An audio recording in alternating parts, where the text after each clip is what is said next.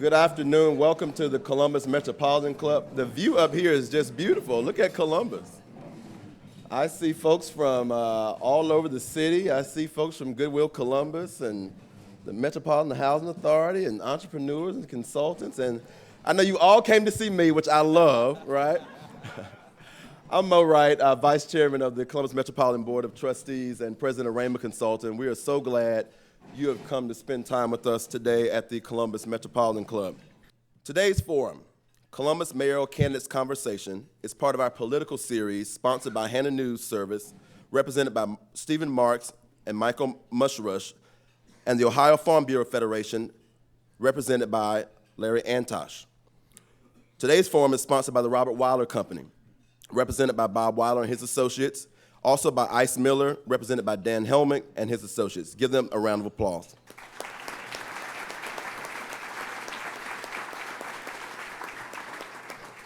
We're changing the format a bit today. Questions today will be submitted in writing. You will find a piece of paper inside of your forum flyer. Please include your name and your question. Members of CMC's Diligent Program Committee will collect them about midway through the conversation today, and then they will screen those for content and relevance, and then those questions will be posed by a member of the committee at the conclusion of the conversation today. Now let's proceed with that conversation. Each of these gentlemen, as you well know, are running for the office of mayor of our fine city. Welcome in alphabetical order, Terry Boyd, Andrew Ginther, James Ragland, and Zach Scott.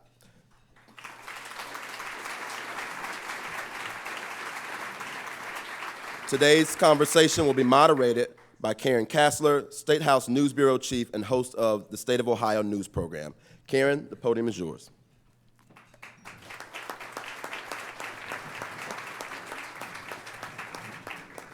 You'll have to forgive me if I seem like I'm not paying a lot of attention. I just fired a cannon on the State House lawn, so hopefully that's not an omen of what we're going to see here. Now, I was going to start with a joke, and apparently I just did. But since the gubernatorial race last fall, I just don't find a whole lot of things about debates funny, because that was the first time in 40 years we did not have a debate between the two candidates running for governor in the state of Ohio. So I have to commend the four gentlemen on the stage with me here. They have given me so much material to prepare for this with.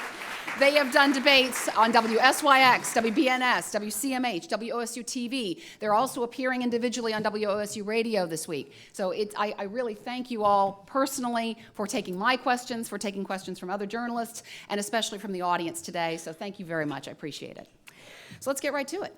Now, I need to go over the ground rules, I guess, here. We each have a minute for opening statements, and then we'll go to questions. And I'll have questions for each of them, as well as questions for the group. There will be an opportunity for rebuttal. I'm going to keep the time on the questions and the rebuttal, so keep that in mind. And let's go right ahead, starting in alphabetical order with Mr. Boyd. Hi, I'm Terry Boyd, and I want to be the next mayor of our city. For over 3 decades, I've served in various capacities in government, education, healthcare, and in the private sectors. But I cut my teeth as a leader with Buck Reinhardt in his administration. Back then, that's when the renaissance of downtown and the short north actually begun. I served Columbus with distinction as I led several initiatives under Buck, and in each, we experienced great success. I want to come back to City Hall and bring not only what I learned, but my passion for service, to serve with integrity. I'll maintain the growth of this city while ensuring that we include the neighborhoods in that pattern of growth and prosperity. Thank you. Thank you very much. That's your time. Mr. Ginther, 1 minute. Karen's not playing around today.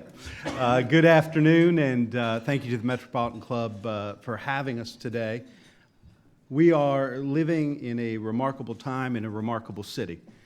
Columbus is a very special place. We have the fastest growing economy in the Midwest, AAA bond rating from all 3 rating agencies, lowest unemployment in decades, and as much as we are excited about our future, we know that not every neighborhood in our city is sharing in that success. So I ask for your consideration next Tuesday as I lay forth a vision here today and have over the last several months about making sure that every family in every neighborhood is sharing in the great success story that is Columbus. Thank you all for being here today. All right, let's move on now. Mr. Ragland. Good afternoon. My name is James Ragland, born and raised right here in Columbus, Ohio, and I'm thankful for today's opportunity. Three things will move Columbus from great to greater. Our first priority should be education, making certain that every child that attends a school in Columbus, Ohio, graduates with the ability to start a career or go to college. Secondly, jobs for the residents right here in the central city, making certain that we can transport them to the jobs that are currently available, and making certain that we provide even more jobs for them to attain. And last but not least, reinvesting in those communities that have been underserved and unserved in the city over the last several years. I'm looking forward to today's discussion, and I'm thankful for this opportunity. Thank you. And now, Mr. Scott. Good afternoon, and thank you, Columbus Club, and all the sponsors for putting their debate on, and thank you all for joining us. My name is Zach Scott, and presently I am your Franklin County Sheriff. I've been a public servant for around 30 years, and under my leadership at the Sheriff's Office for the last 4 years, we've had quite a few success stories. I'm running for mayor because I love the city of Columbus. It is a good city with a lot of achievements, but I know that we need to do a lot better. As your mayor, I'm going to be focusing on 4 areas: jobs, education, safety, and neighborhoods. Each 4 of those areas are dependent on each other for success, and each one are equally important. And I believe that we need a vision that's able to continue to build on our successes while addressing the challenges that are on the forefront. And I believe I bring to the table executive leadership experience along with the ability to solve problems on a large scale. And that's why I hope to earn your support. Thank you. All right. I have some questions for the candidates, and then we'll move on to audience questions here in a little bit. So let's start, and I have questions for each of you, so I will kind of randomly address these to you. Several cities have exploded with racial tensions lately, most recently Baltimore, going on right now. But violent protests and mass demonstrations have been seen all over the U.S., including in Cleveland and not that long ago in Cincinnati. There have been 11 officer-involved shootings so far this year, and several pundits have suggested that politicians in cities that haven't seen these kind of actions need to be taking steps now to deal with some of the underlying issues that spark them. So I'm going to start with you, Mr. Ragland. What do you think the mayor of Columbus could be doing right now to be proactive in case Columbus is next to see these kind of actions? Certainly. We have to look at the problems that are occurring in other cities throughout the country as systemic problems. What we are seeing is an outgrowth of poverty.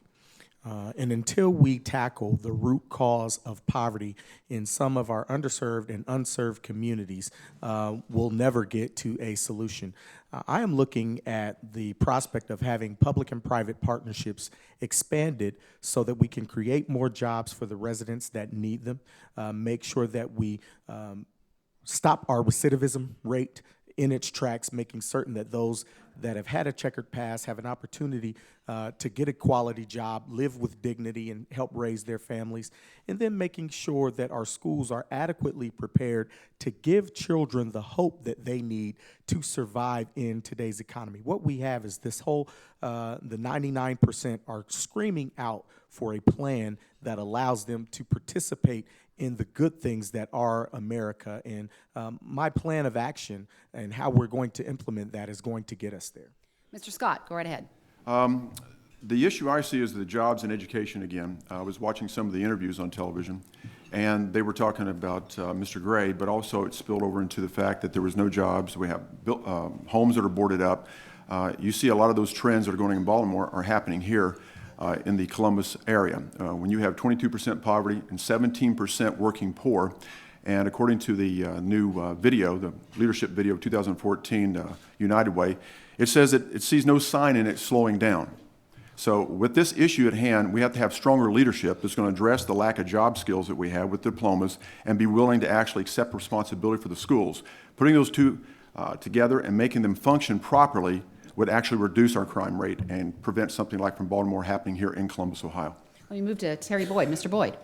Yes, I don't disagree with the premise of poverty and joblessness as the real substance of the issue, but your question was what can be done now. And I think what we can do now is increase the amount of continuing education for our law officers. Right now, the requirement is 2 hours per year, while states like Kentucky provide for 40 hours per year. And I think right now to provide special training for our police force so that they know how to de-escalate situations prior to certain situations happening is the best thing that we can start doing as we work on some of these other issues like poverty and joblessness as we go on in the future. And Mr. Ginther. Well, thank you for the question, and it's important for us to talk about what we already are doing and what we will continue to do. One of the first things the mayor and I asked Chief Jacobs to do is to go out and speak directly to the community, all different neighborhoods throughout the city, and hear directly from folks about some of their experiences with law enforcement, some of the challenges that they have felt, whether it's harassment, being profiled, or negative interactions. She's bringing back to the mayor and I and the safety director recommendations on everything from policies, procedures, training, but also a more aggressive plan, because I think our city would be better served if we had a division of police that more accurately reflected the great diversity of this city. I think it's very important for us to make sure that we're building trust and increasing and bridging that gap of credibility that currently exists with certain constituencies in law enforcement. We're working on this diligently. We know this is an issue, but in addition to the issues with law enforcement, poverty and lack of opportunity has to be addressed. All right, let's move on to another question here. There has been plenty of development in downtown Columbus, including luxury condos that have come with hefty tax abatements and building around established facilities such as Nationwide Children's Hospital. Let me start with you, Mr. Ginther. What would you do as mayor to share the wealth with other parts of the city that haven't seen such development? And with developers so eager to spend money in downtown, can it practically be done? Well, I think there's some great examples with public-private partnerships that have seen dramatic reinvestment. What Nationwide Children's Hospital and other private sector leaders are doing in neighborhoods right around Nationwide Children's Hospital that is now stretching all the way down Parsons Avenue, and a great base at the other end with the Reeb Community Center, that some outstanding families that have succeeded so well and been blessed with many great successes all have their roots in the South Side, so they're reinvesting. We're going to triple the size of the South Side Learning Development Center. I think you're also seeing significant public-private investment from folks that are taking advantage of our incentives in Wyland Park, in American Addition, in Marion Franklin. There are neighborhoods, and you now are seeing a pretty phenomenal effort and commitment into Franklinton, Columbus's birthplace, and a place that is very special to our present, our past, but also our future. All right, let me ask you, Mr. Ragland. I think public and private partnerships should continue, but I'd take a collaborative approach, bringing in our corporate community, figuring out what it is that they can do to help us help the least of these within our community. Our philanthropic community plays a role as well. We're coming up on the Big Give, and more opportunities like that where our residents who are a bit more blessed than others can give back to our communities, give back to our schools, give back to those residents that have not seen as much progress as many of us in this room. It's going to take some leadership to coordinate those efforts. I've done that in the past. I look at opportunities like Cristo Rey and the things that we did with that school to make certain that folks who are a bit more affluent are making sure they target their resources to those that have none. And so the public-private partnership is going to be very important. Mr. Scott. It's interesting that that section of Parsons Avenue that Mr. Ginther brought up. I was actually talking to some neighbors down there. That one strip down Parsons is actually developing. If you go one houses or two houses back, the people are scared to death in their neighborhoods. Again, we're falling right back to the fact that we've developed downtown. We've done a good job of that. Unfortunately, the private enterprise has not carried enough of the load. We do too many tax abatements. We're developing at the cost of the taxpayers. As we looked in the paper today, we see our schools are going to run out of money in 17, but we continue to tax abate and tax abate and tax abate. Again, the solution is bringing jobs here, and the education system has got to get fixed before we can actually develop our neighborhoods. At some point, we've done well downtown. We need to continue to be successful in downtown. but we cannot do it at the cost of the taxpayers. So we have to start reinvesting in the neighborhoods and get these private partnerships to come along with us to these neighborhoods to do the same thing we've done downtown. Mr. Boyd? Well, Karen, I think that we aren't finished with downtown. You know, downtown can also use affordable housing. Everyone can't afford to live there. And so I think that once we begin to generate affordable housing downtown, we can then focus on retail that needs to return to downtown. And I'm completely convinced that this can actually be done in our neighborhoods as well.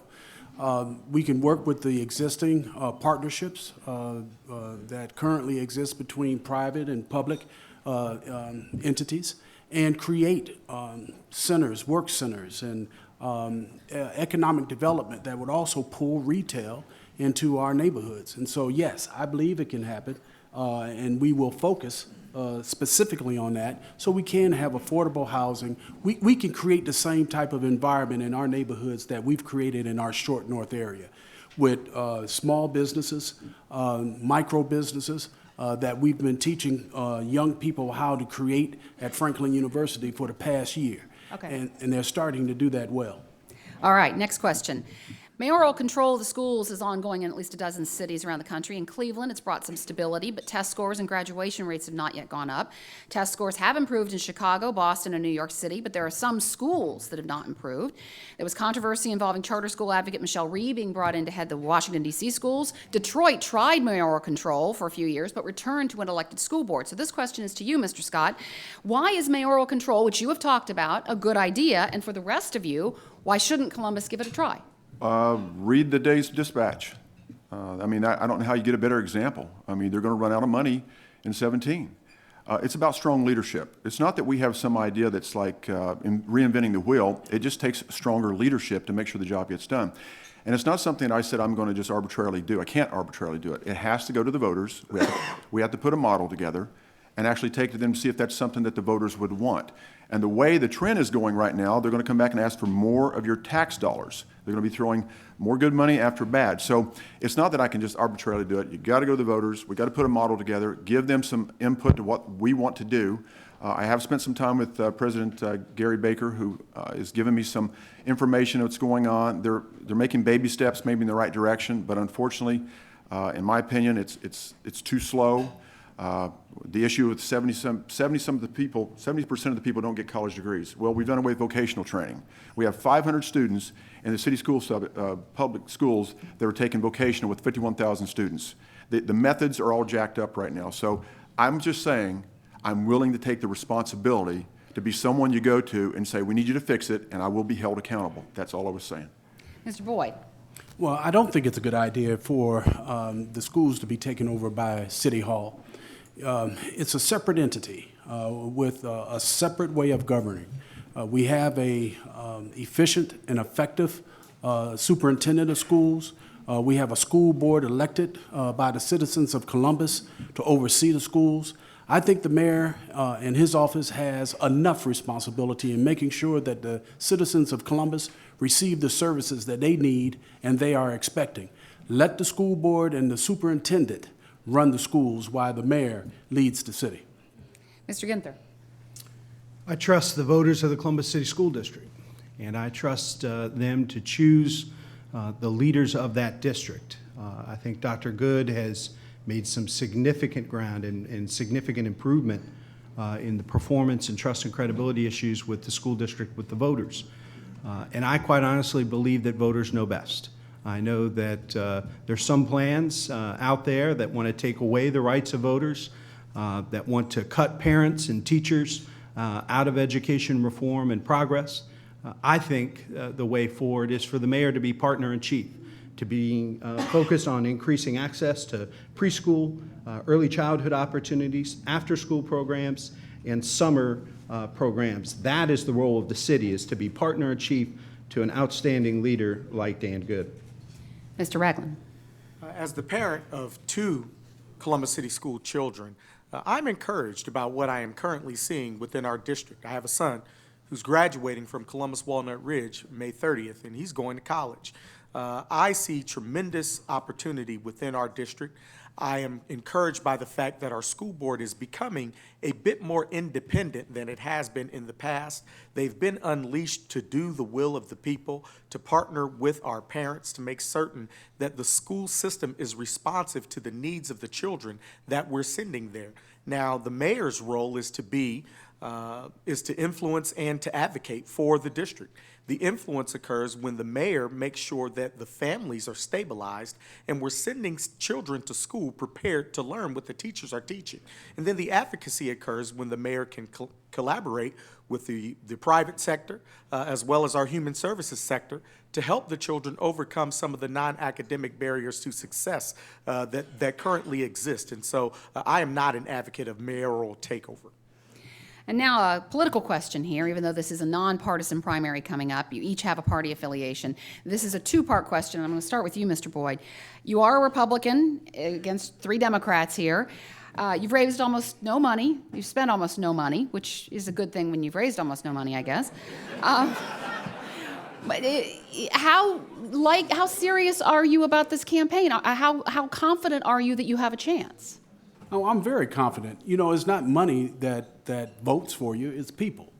And so consequently, if you wage a good grassroots campaign, like some of my other predecessors before me, you convince people to vote for you. Or they can see the difference between myself and my opponents. They can draw a clear distinction and understand who would be the best person for that office. So it's not about TV commercials. We can embellish several issues on TV. We can embellish several issues when you have a lot of money.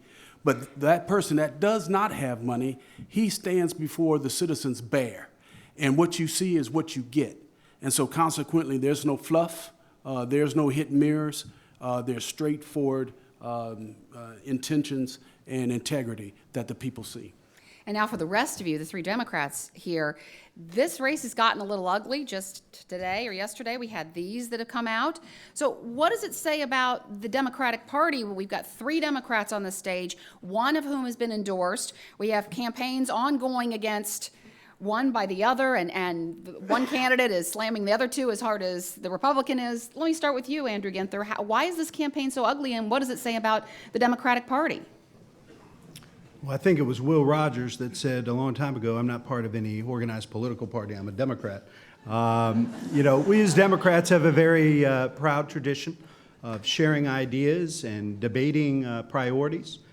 I feel very confident that the people of Columbus, Democrats, Republicans, and Independents, are going to clearly understand the different directions the candidates want to take us. I feel very good about our track record as a city under the Democratic leadership of the best mayor in America, Mayor Michael B. Coleman, strong Democratic leadership on City Council and at the Franklin County Board of Commissioners. Government works here in Central Ohio because Democrats lead, and they lead and solve tough problems by approaching things in a bipartisan, common sense way. That's why Democrats have such strong relationships with the private sector here locally, but also have outstanding, proud track records of working with organized labor. That's what leaders do, and I'm very proud to be part of a party that has done so well in our great community. Mr. Ragland. I'm working to save our party. I think what you have seen is a disconnect from our party to the general public. If you look at the people who are funding at very large rates some of the campaigns that are currently underway, seems like Terry should have been the one that should be getting a lot of those dollars, but he's not, and he's getting a lot of them. And the fact of the matter is, we've got to get back to doing what we have done traditionally as Democrats. What we've seen is the disconnect. It's borne itself out in an embarrassing fashion with the school levy. It bore itself out again with the zoo levy. And if we're not very careful, we may lose the White House if we don't get back to doing what we are supposed to do, helping people. If you look around at the neighborhoods that have been underserved, those are traditional Democrat voters. People might not like hearing it, but it's the truth. And so if we get back to doing what we're supposed to do as Dems, then we will start to move everybody forward. Mr. Scott. That's a good pause on that one. I don't disagree with anything he just said. It's real simple. The Democratic Party, when we're talking about the actual party, I think they still have one voice. I think they're upset with the houses that are boarded up. I think they're upset with the job selection. I think they're upset with the poverty that's been going on for the last, let me see, Andy's been down there for almost 15 years, so I think they're upset with a lot of this. Now, there are certain voices within the Democratic Party. You brought up the first thing when you came up here. You talked about not having a debate because of Mr. Fitzgerald's lack of vetting and lack of having an actual primary. So when we do things like this, not we, I say when there's certain people within the Democratic Party, there's a select few, that they go and they try to suppress people's voice or don't let them have a fair opportunity at a primary, you get into the Fitzgerald type situations. I don't think the Democrat Party is at odds. I think there's just a select group that caused the division. There's always an opportunity for rebuttal if anybody wants to rebut. Not you. We'll get to your questions in just a minute. And in fact, I just have a few more questions here before we go to that.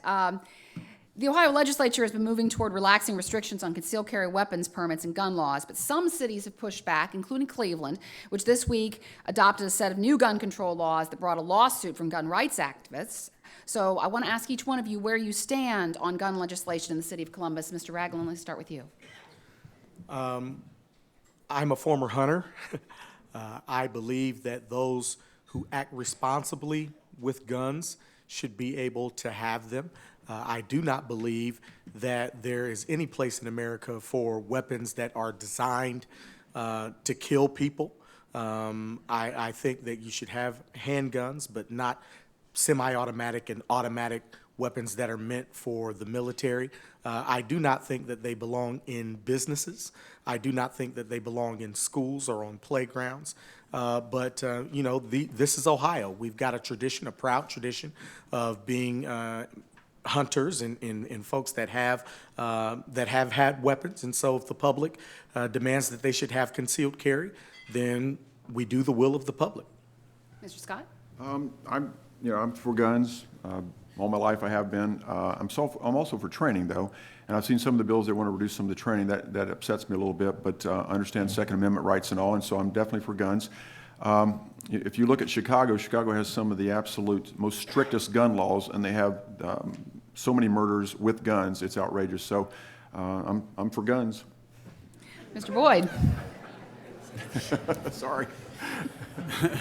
Well, I myself, along with my wife, we are licensed concealed gun carriers, but we don't necessarily carry guns. I'm all for the right to have a gun, and if you go through the proper training, and I advocate for that. So I don't want to lessen the training and the activities that go along with it. I think that people need to be thoroughly trained and understand the dangers of the weapon that's in their hand. But I agree that it should be allowed as far as gun control and people having guns. Mr. Ginther? No, I'm not messing with Shirley on the way out of here. I'm a strong believer in the Second Amendment and believe very much that folks have the right to bear arms. But with rights come with responsibilities. And I think it is reckless to be running for the office of mayor of the city of Columbus and to believe that there shouldn't be any restrictions put on semi-automatic and machine guns. The last thing our neighborhoods need is a continuing, proliferation of weapons of mass destruction in our neighborhoods. There is no reason that you can not own a gun and be a responsible gun owner in the city of Columbus and in the state of Ohio. You don't need an assault weapon to hunt. And our kids are falling victim to gunfire every day in this city and in cities around America. Okay. And it's time for reasonable people who make up the moderate That's- middle to solve this problem. All right. And finally, one last question from me before we get to the very important questions from you folks. There are people who've been suspicious of some things that have happened in Columbus in the last few years, a deal to keep Nationwide Arena and the Blue Jackets, the sale of a parking lot to a developer for a very low dollar figure. These are just two things that come to mind.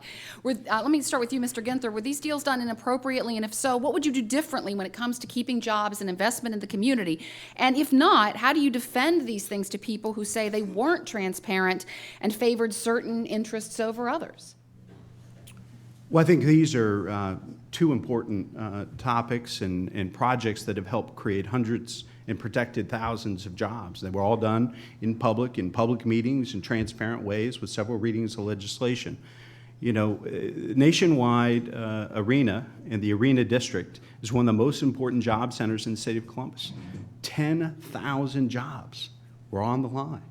And we collectively as a community, under the leadership of Auditor Dorian and the county commissioners, city council, and the mayor, all came together with the private sector to make sure we protected one of the most important job centers in the city of Columbus. Think of the income tax revenue that was at risk, that would have negatively impacted neighborhood services in Northland, in Westgate, in Berwick, in Marion Franklin. We stepped up and did the right thing, and I believe those jobs in that district are safer because of it. With respect to the Short North and the deal that you mentioned, we received over $600,000. We are receiving 4 times as much money in an ongoing way, revenue-wise, from doing that deal. We've created 200 jobs. So I think the taxpayers have fared exceptionally well. And this is a development that brought 2 companies who had no intention of ever coming to Columbus. But once they discovered the jewel that is the Short North, they moved here from Seattle and Chicago. Mr. Ragland, you have about a minute and a half. Well, I think what we need is equity. If I can get some prime space in the Short North for $1, why do I have to spend $5,000 to buy the vacant and abandoned home that's next door to my grandparents in the Hilltop? If Pizzuti can get that type of a deal in the Short North, I think that there are other neighbors who should have access to that type of a deal throughout town. Unfortunately, the perception of the Arena deal was that it was a bailout for some of the richest people in town. You're not going to be able to talk your way out of that perception. And the issue really is it should have gone to the voters like it did before. If it was that good of a deal, sell it to the people so that they can be supportive of it.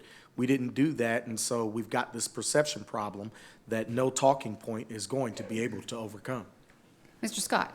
$250 million of taxpayer money was used for bailout. It never went to the voters.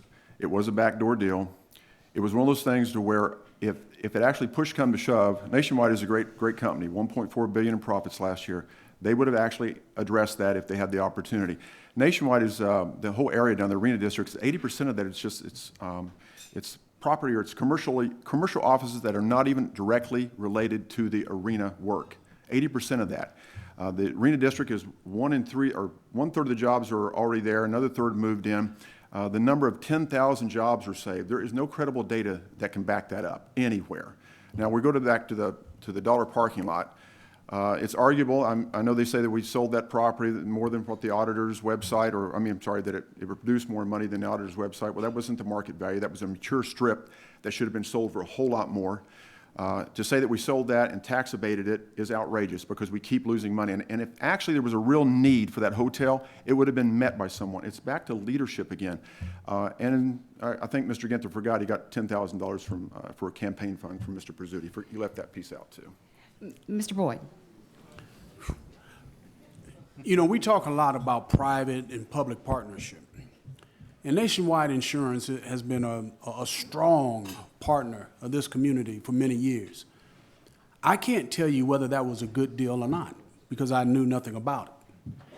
I think that the mayor's job is to make sure that the public understands various transactions that are being considered. You have to be able to explain it. You have to give the taxpayer an opportunity to vote yay or nay. Everything needs to be on the table. In that situation, it wasn't. And so the people were blindsided because it actually did come to the people on a number of occasions, and they voted it down in one way or the other. But I think as mayor, if you do a credible job in explaining and convincing why a public-private partnership, in this particular case is good for the city, then you have to have confidence. Now remember, we believe in the trust of the voter. So if you explain it to them, then you have to accept the will of the people. Any rebuttal from anybody before we go to audience questions? All right, let's go to audience questions then. It's the Columbus Metropolitan Club's tradition to take audience questions. And today's questions were written in advance and selected by members of the Metropolitan Club Program Committee for appropriateness and balance. So let's proceed with the first question. I'm Carol McGuire, and as you explained, it has been our practice in the past to facilitate written questions from the audience. And there are several of us who will be doing that today. And the first question comes from Harvey Hook. What character quality do you possess that will help you best serve and lead the city of Columbus, and why? And keeping with the tradition of going around here, I'm going to start with you, Mr. Scott. As a sheriff, what I do with my staff is make sure I take the opportunity to keep an open door policy. When we have staff meetings, there's no rank in the room. Everybody has a voice. I don't always have the best idea. I thank God for my staff of chiefs and majors who are very talented people. So I think the number one thing to be able to lead a city is you've got to surround yourself with very, very smart and talented people, and that's exactly what I'm going to do when I'm the mayor. Mr. Boyd. I'm a servant leader, and that means that what I ask people to do, I'm willing to do myself. You have to apply critical thinking to the challenges and the issues that come before our city. As mayor, I will apply critical thinking and not have a knee-jerk reaction suggesting that money needs to be poured on every problem. It's not always money. Sometimes it's proper planning and execution.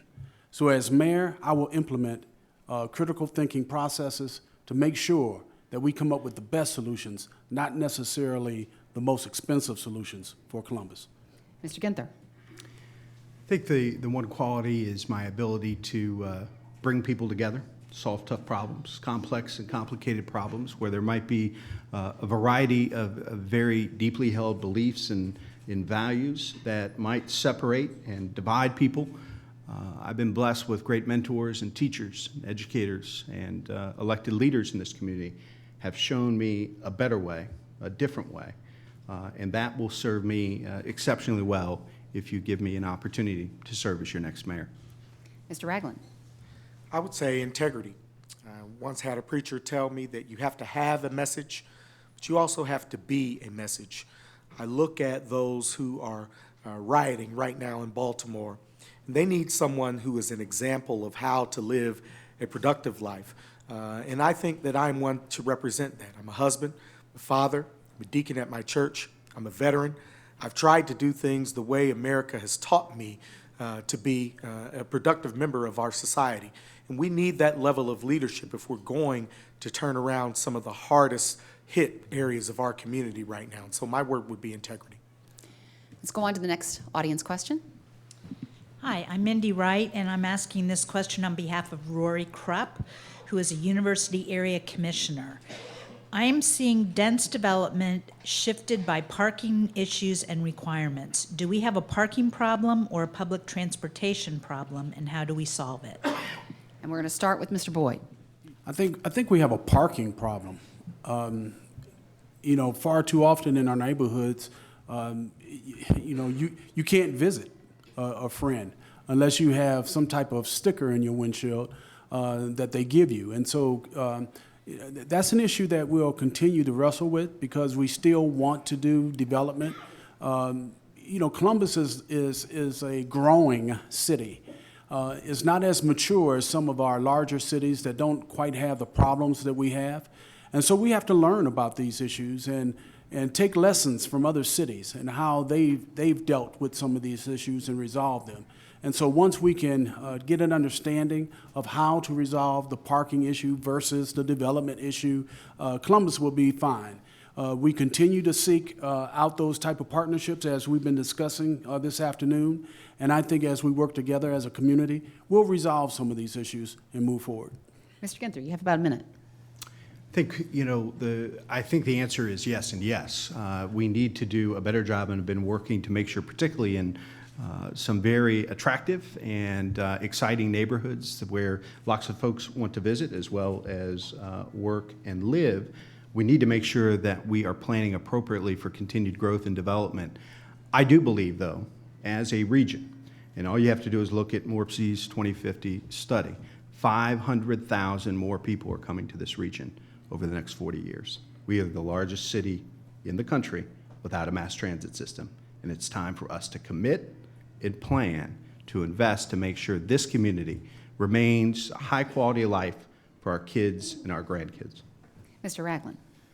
I believe it's a public transportation issue. I was probably the first to come out and say that we need to start towards a light rail system here in town. I believe that it will be a boon for many of the corporations represented here today. I do believe it's a jobs growth strategy for us. It's a neighborhood reinvestment strategy for us. I envision light rail lines being built in neighborhoods where people can walk to work and building them. And I am just an advocate of it. I'm an early advocate for it. I believe we've got to find the funding for it and get started. Mr. Scott. Maybe a parking and a residential problem. I'm talking with some of the people just last night concerning the White Castle situations going on over there about putting in the parking spaces. We do too many variances when someone wants to build something and then reduce the number of parking spaces, which hurts the businesses, and it causes problems in our residential areas. As far as having a massive transportation system, I would love to see one. From all the studies I've seen, I don't know how we could afford one right now because we're so spread out in so many different areas. And in 2050, you're right, it's going to grow. That's what they're projecting, but it's not so much Columbus-based. It's the region. The region of Columbus consists of approximately about 11 counties or so. So, yeah, it is a parking issue and a residential issue at this time. Another audience question. Good afternoon, Yvonne Honeycutt, and I'm happy to ask this question on behalf of Sally Gibson. Clearly, with the primary, there will be two candidates going forward. How will you work on behalf of the people and the betterment of our children and our communities to not take your marbles home, but work with the new administration to bring fresh and new ideas for growth? I'm starting over with Mr. Ragland. Well, thank you for that. I am an advocate of a team of rivals. So should I become the mayor, these gentlemen will all be a part of what we do moving forward.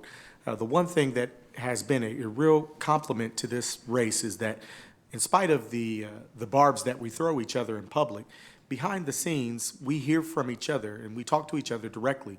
And each of them has a great plan for the future of this city. I believe that as your mayor, that each of them can be complementary to my administration. And so I would bring all three of them on board to help me. Mr. Scott. I'm going to stay the sheriff, but I'm going to work with him. So I have a job. No, but he's correct. We do work. We talk together. It's about making sure that you have a team in place, keeping it open. Whichever three move on, I'm still going to be the sheriff here in Franklin County. I got to work. I work with city all the time. I work the suburbs all the time. So we get this behind us, and then we move on and make sure all the residents of Columbus and Franklin County are safe and protected, and we work in conjunction together. I don't see that as going to be a problem at all. Mr. Boyd. Thank you, Sheriff, because I also have a job, and I'm glad you brought that up. And in fact, we've always been in positions to partner with various entities of Columbus. Just this summer, we'll be collaborating with Battelle to open a charter school on our campus. And so, with what we're preparing our young adults to do, we're always prepared to consult with the city, with the state, with the county, and we'll continue to do that. And then as mayor, James makes a good point. All three of these men up here sharing the stage with me have come up with great ideas, but there are those of you out there in the audience that have great ideas as well. So we intend to utilize the resources that we have in this city, whether it's these three men or those of you that are out there who can help to measure our ideas and help us take our great city forward. Mr. Ginther. You know, I think that the four folks you see before you, regardless of the outcome next week, understand what makes Columbus so special. And that is that we collectively are interested in improving the lives of everyone in every neighborhood. And so though we might disagree and have different ideas and different policies, the four folks you see before us love their city. And they're going to do everything they can to contribute in whatever way they can moving forward. And it has been a spirited debate, but we've always been focused on what's in the best interest of Columbus. And that's the way we'll proceed. I think we have time for one more audience question. Thank you. I'm Alec Andrews, and I have a question from Jim Hartman. What specifically can a mayor do to create jobs other than hire city employees and offer tax abatements? Mr. Ginther, we'll start with you.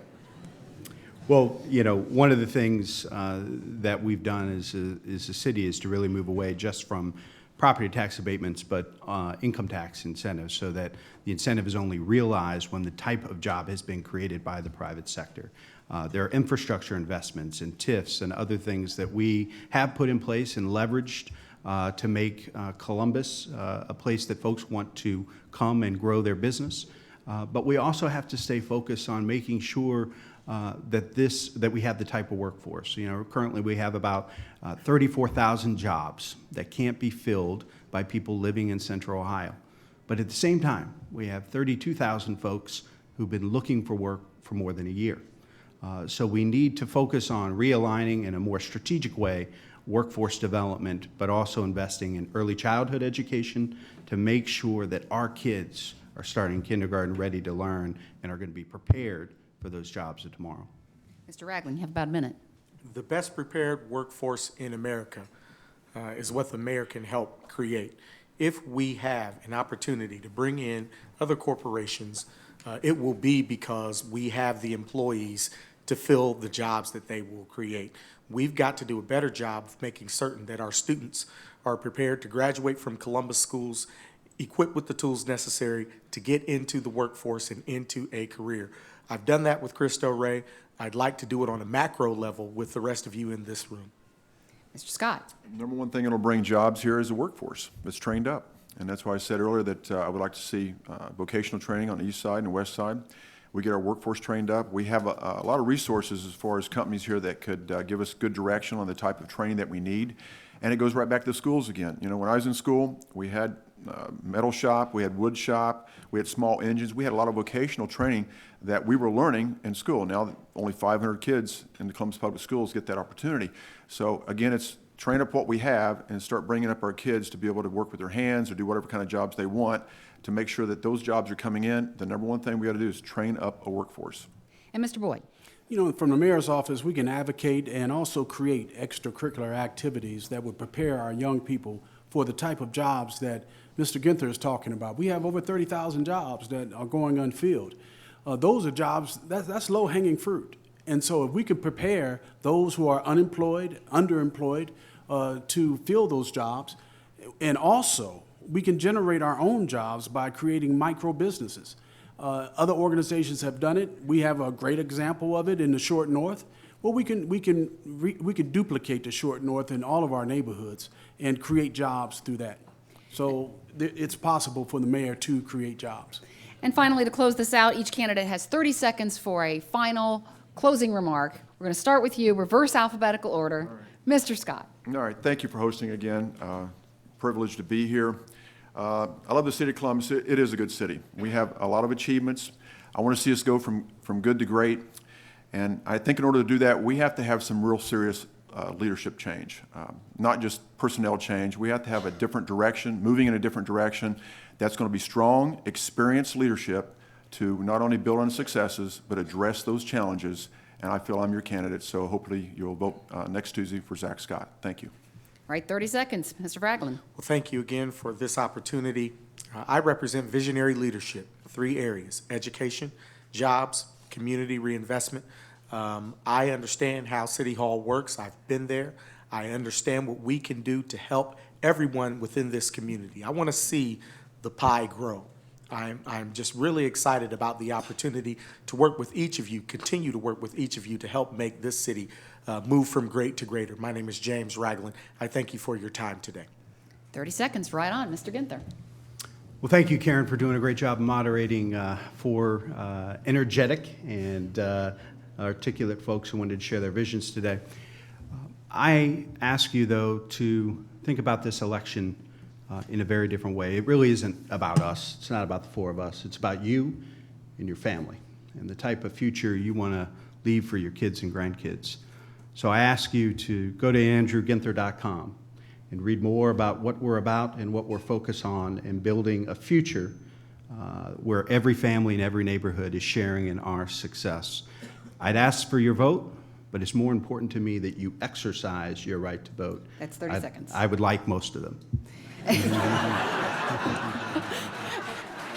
And to wrap this all up, Mr. Boyd, 30 seconds. Well, I want to thank the Metropolitan Club and you too, Karen, for allowing us to share some of our ideas to advance this city. I ask for your support and to work along with me because the work is not done. And there's a lot yet to be done. But to work with me to advance this city forward. Because when Michael Coleman leaves City Hall, there will be a void, but we can fill that void with Terry Boyd. But we need to work together to get that done. And so That's 30 seconds. I'm Terry Boyd, Mayor for Columbus. Thank you all very much.